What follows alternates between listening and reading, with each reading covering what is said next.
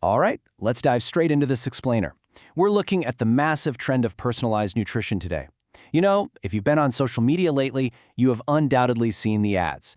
You're constantly being told that generic health advice is dead and that the real secret to unlocking boundless energy and ultimate health lies in highly customized, data-driven nutrition. But today, we're going to look closely at the source material and see if these bold, highly profitable scientific claims actually hold water. It's honestly wild how influencers and celebrities are fueling this hype. Take Paris Hilton, for example. Talking about her results from a company called Microbiome, she shared that her specific biological makeup means she should eat avocados but actively avoid broccoli, based on things like mail-in stool samples and DNA kits. When high-profile figures make these incredibly specific dietary claims, it creates this powerful illusion of advanced science, and frankly, the average consumer is eager to buy right into it. To put the sheer scale of this into perspective, we're talking about a global healthy eating and wellness market valued at roughly $946 billion. That is a massive amount of money. And it shows exactly why companies are so eager to sell you the ultimate personalized dietary solution. There's just an enormous financial incentive to convince you that standard dietary guidelines are somehow failing your unique biology. Section 1. The personalized nutrition boom. Let's look at how this whole space has completely transformed into a highly lucrative subscription model. We're talking about companies like Zoe and Nourished leveraging some seriously high-tech gear to woo hundreds of thousands of paying subscribers. You've got continuous glucose monitors patched onto arms, at-home stool testing kits you literally just mail to a lab, 3D-printed custom vitamin gummies, and predictive AI algorithms running the whole show. It all looks incredibly futuristic, doesn't it? Section 2. Flaws in the science. Because when you dig beneath the slick apps and the shiny gadgets, a pretty massive science gap opens up. Here's the crucial catch. These companies heavily rely on what researchers call cross-sectional data. So they crunch millions of meals and data points from their users to find patterns. But here's the thing about cross-sectional studies. They only ever give you a snapshot in time. They can find associations, sure, but they cannot prove that doing A directly causes B. And that creates this fake certainty that gets heavily marketed to you as hard, undeniable science. Which brings us to the classic trap, correlation versus causation. Dr. Nicola Guess, an academic dietitian from Oxford University, hit the nail on the head here.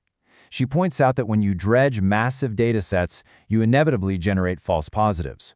Just because a database finds a statistical correlation, it absolutely doesn't mean causation. As she puts it, it's like saying buying an iPhone on a Tuesday is associated with the risk of Crohn's disease. I mean, statistically, it might be in the data, but practically, it's completely meaningless. And we absolutely have to talk about the file drawer effect. This happens when companies run studies on a fancy new supplement, and if the results show that it basically does nothing, they literally just shove that study into a drawer to be forgotten. Only the positive, successful studies ever see the light of day in their marketing materials, which completely skews how beneficial these products actually are. Section 3. Measuring what doesn't matter. Just because we finally have the consumer tech to measure something doesn't actually mean we know how to use it. Take blood sugar spikes. Dr. Shivani Misra, a diabetes researcher at Imperial College London, warns against what she calls glucose centricity. We've got perfectly healthy, non-diabetic people slapping medical-grade monitors on their arms, completely stressing out over totally normal blood sugar fluctuations after they eat a meal. In healthy folks, these normal spikes just do not predict overall metabolic health. The exact same thing happens with at-home stool testing. We're constantly told we need to map our gut microbiome to sort our good bugs from our bad bugs, but microbiologists will tell you it is nowhere near that simple. Take E. coli, for instance. One strain of it might be absolutely essential for your digestion, while another strain could make you severely ill. A basic mail-in test just lacks the clinical validity to accurately map those complex communities onto your overall well-being. As Dr. Guest sums it up perfectly, these expensive apps are personalizing stuff that frankly just doesn't matter. While you're hyper-fixated on your smartphone, agonizing over a post-meal glucose score or wondering if an apple is better than broccoli, you might be completely ignoring the boring but vital metrics that actually impact mortality, things like LDL cholesterol and high blood pressure, which, ironically, these apps usually don't even track. Section 4. Wellness marketing versus medicine. This highlights a glaring regulatory loophole that lets these businesses thrive. Think about it. If you create a genuine medical treatment, you are strictly regulated. You have to definitively prove it works through rigorous, randomized, controlled trials before you ever offer it to the public. But By labeling themselves as wellness brands rather than healthcare providers, these subscription services essentially bypass the strict rules of the medical world. They operate on observational data without fully proving their clinical efficacy to regulators. And you get this incredibly stark contrast between their legal fine print and their homepage marketing. Legally, they outright state they are not providing clinical test results or actual medical advice. But jump into their gamified apps, and suddenly the front page marketing is entirely designed to drive your dietary changes, boldly promising improved gut health, better sleep, and weight loss. Surgeon Dr. James Kinross really calls this out, describing their validation process as marketing science. When they do actually run trials, independent scientists often criticize them for lacking proper, blinded control groups. It's essentially just enough scientific gloss and fancy terminology to convince the average layperson that the monthly subscription has value, rather than actually advancing genuine peer-reviewed medicine. Section 5, the high cost of customization.